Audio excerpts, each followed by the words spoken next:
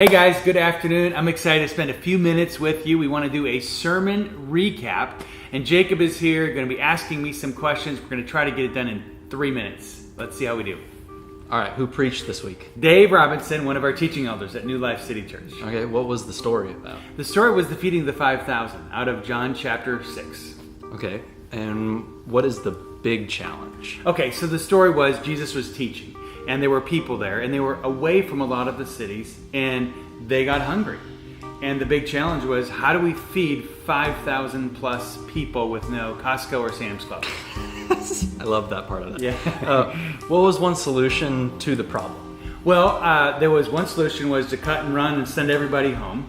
Another solution was somebody found a little guy with 5 loaves and 2 fishes, and to divide them up. Okay.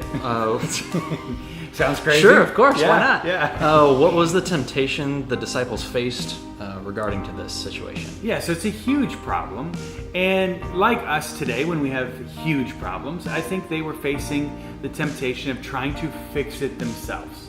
Okay. What should we do when we face feeding the 5,000 sort of problem? Yeah, well, I mean, obviously, probably not try to fix it ourselves. But Dave brought up some really great points. And one of the things he said was that we should know God's heart plus God's capacity, and then have a delightful submission in that. So we should remind ourselves that God actually wants this to happen, and He wants us to have a relationship that's healed, or He wants our lives not to be full of turmoil all the time.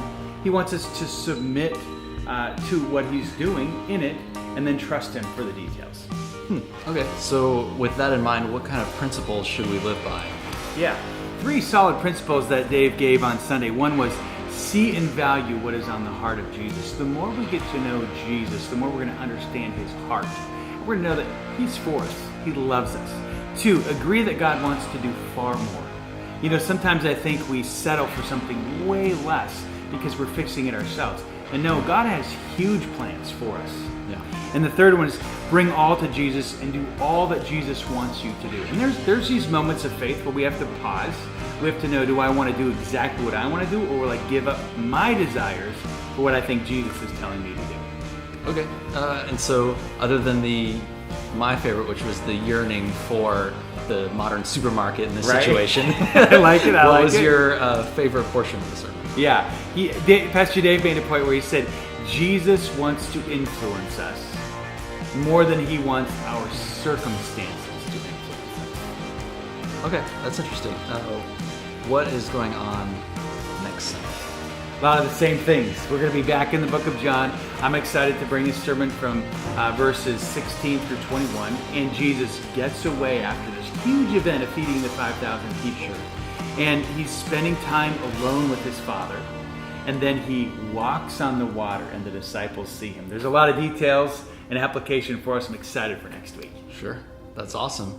Well, I think that wraps up all of our questions for this week. Thanks, Troy, for giving us that insight into last week's sermon. Join us again next week for this same sort of thing, and then on Sunday for our live streams. And consider donating to the church. Thank you very much. Awesome. Thanks.